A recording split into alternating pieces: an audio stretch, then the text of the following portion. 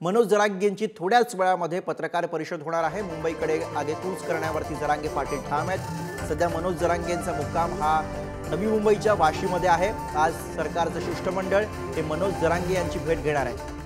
तर मनोज जरांगे पाटील यांची थोड्याच वेळामध्ये पत्रकार परिषद होणार आहे। मनोज जरांगे पाटील यांचा सध्याचा मुक्काम हा नवी मुंबईच्या वाशी इथं आहे। एपीएमसी या ठिकाणी मनोज जरांगे पाटील यांची ही दिंडी थांबलेली आहे आणि थोड्याच वेळामध्ये मनोज जरांगे पाटील हे पत्रकार परिषद घेतील अशी माहिती सध्या समोर येते।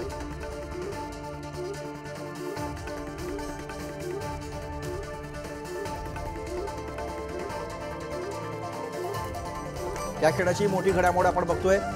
नवी मुंबईमध्ये मनोज जरांगे पाटील हे पत्रकार परिषद घेणार आहेत।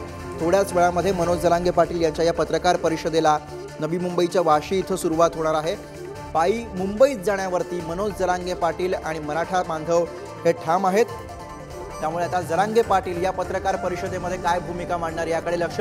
ही सध्या आपण लाईव्ह दृश्य बघतो आहोत ती नवी मुंबईमधली आहे, ज्या ठिकाणी मनोज जरांगे पाटील यांची पत्रकार परिषद होणार आहे। नवी मुंबईतल्या एपीएमसी मध्ये जरांगे पाटील यांची पत्रकार परिषद थोड्याच वेळामध्ये ही लाईव्ह दृश्य आपण बघतो। या ठिकाणी थोड्याच वेळामध्ये आता जरांगे पाटील पोहोचतील आणि जरांगे पाटील यांच्या पत्रकार परिषदेला सुरुवात होणार आहे। आज शिष्टमंडळ हे जरांगे पाटील यांची भेट घेणार आहे। त्यामुळे शिष्टमंडळासोबत होणार असलेली चर्चा आणि त्यातनं काय तोडगा निघतो, भगवं वादळ हे मुंबईच्या वेशीवरच अडवलं जातं का, मुंबईमध्ये पोहोचण्याची वेळ जरांगे पाटलांवर येत नाही का, हे बघणं, या सगळ्या मुद्द्यांवरती लक्ष ठेवणं या क्षणाला फार महत्त्वाचं आहे। पण जरांगे पाटील काय बोलतात हे आधी बघावं लागेल।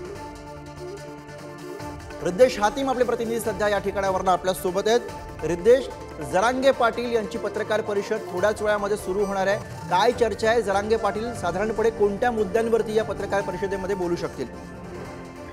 नक्कीच आपण पाहिलं तर जरांगे पाटील यांची पत्रकार परिषद थोड्याच वेळामध्ये सुरू होईल। प्रजासत्ताकाचे ध्वजारोहण करून ते आता सध्या पुन्हा त्यांच्या ते गेस्ट रूम इथे नाश्ता करण्याकरता गेले आहे आणि ते नाश्त्यावरून आल्यावर ते पत्रकारांशी बातचीत करणार आहे। आपण पाहिलं अंतरवाली सराटी ते नवी मुंबई हा जो 600 किलोमीटरचा प्रवास झाल्यानंतर आता ते मुंबईच्या वेशीवरती आहेत आणि आज जे राज्य सरकारचे जे शिष्टमंडळ आहे ते जरांगे पाटील यांना भेटण्याकरता येणार आहे।